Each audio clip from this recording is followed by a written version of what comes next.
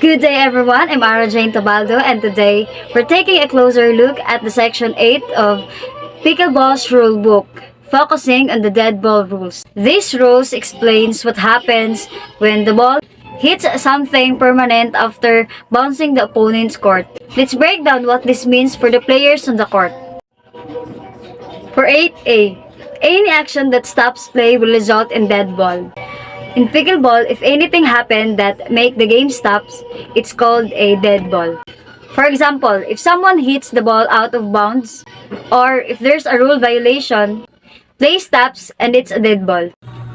A fault called by a referee or player, or a fault committed by a player will result in dead ball. If a referee or a player notice a mistake by a player, like hitting the ball incorrectly, or stepping out of the bounds, called a fault. When the fault happened, the game stops and it's called a dead ball. For instance, if the player serves the ball and it doesn't go over the net, it's a fault and the play will stop. 8C. A hinder called by the referee or player will result in a dead ball. The referee will determine if the hinder called by the player was valid.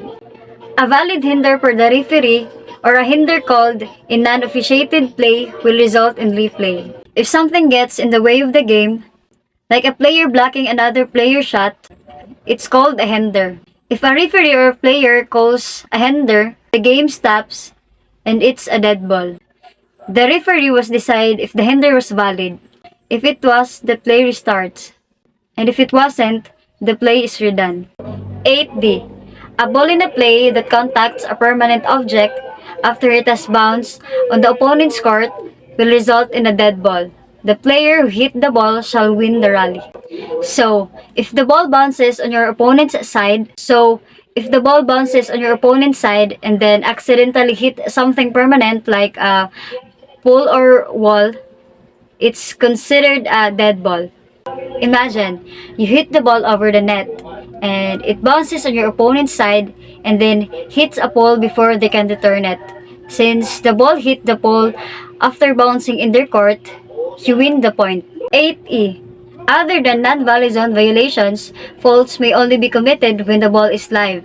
The penalty for faults other than non-volley zone faults are normally enforced the moment they are identified. Example, incorrect player, position, distractions, and double bounces, but may also be enforced anytime before the next serve occurs. In pickleball, a fault like mistake in hitting the ball can only happen while the ball is in play. So the penalty for a fault is usually applied as soon as it's noticed, like if there's a distraction or the ball bounces twice. However, the penalty can be also given before the next serve.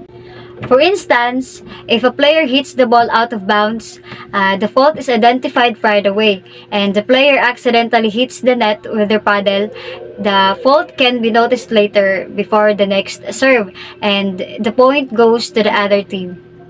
That's all. Thank you.